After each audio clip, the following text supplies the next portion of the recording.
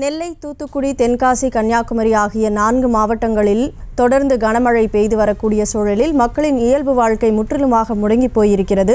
இந்த நிலையில் பல்வேறு செய்தியாளர்கள் களத்திலிருந்து தகவல்களை தந்த வண்ணம் இருக்கிறார்கள். அந்த வகையில் தூத்துக்குடி ரயில் நிலையத்திலிருந்து தற்போது நமது முதன்மை செய்தியாளர் ராஜேஷ் வழங்கிய தகவல்களை தற்போது பார்க்கலாம்.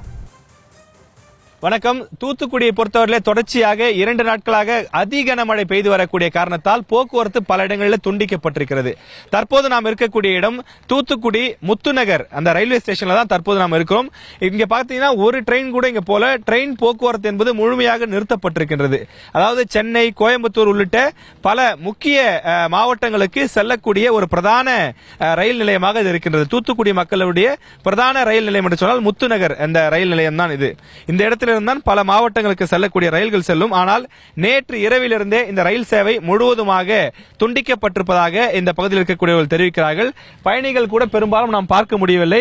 1-2 பேர் வந்தவர்கள் கூட இங்கு எந்தவிதமான ரயில் போக்குவரத்தும் இல்லை என்ற காரணத்தால் அவர்கள் மீண்டும் வீடு திரும்பக்கூடிய காட்சியை நாம் பார்க்கின்றோம்.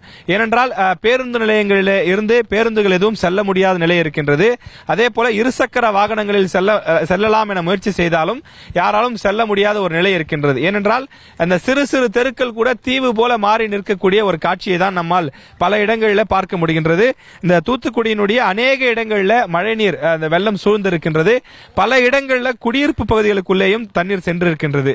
அந்த வகையில் தான் தற்போது நாம் இருக்கக்கூடிய இந்த முத்துநகர் ரயில் நிலையத்திலும் தண்டவாளத்திற்கு மேல் கிட்டத்தட்ட இடுப்பளவிற்கு தண்ணீர் நிற்கின்றது. நாம் நிற்கக்கூடிய பகுதி சற்று மேடான பகுதி என்பதால் முட்டிக்கு மேல் தண்ணீர் நிற்கின்றது.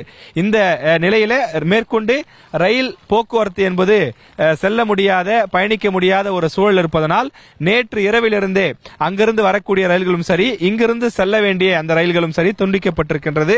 அதே போல லோக்கல் பயணங்கள் மேற்கொள்ளக்கூடிய, அதாவது தூத்துக்குடியிலிருந்து திருநெல்வேலி உள்ளிட்ட பக்கத்து மாவட்டங்களுக்கு பயணிக்கக்கூடிய அந்த லோக்கல் வண்டிகளாம் கூட முழுமையாக நிறுத்தப்பட்டிருக்கிறது.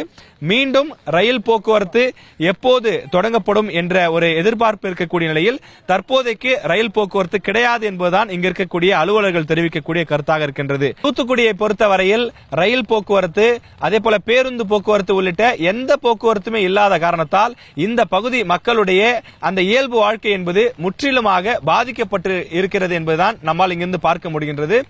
நியூஸ் தமிழ் செய்திகளுக்காக ஒளிப்பதிவாளர் கருப்பையாவுடன் செய்தியாளர் ராஜேஷ்குமார். செய்திகளை உடனுக்குடனும் துல்லியமாகவும் தெரிந்து கொள்ள சப்ஸ்கிரைப் பண்ணுங்க.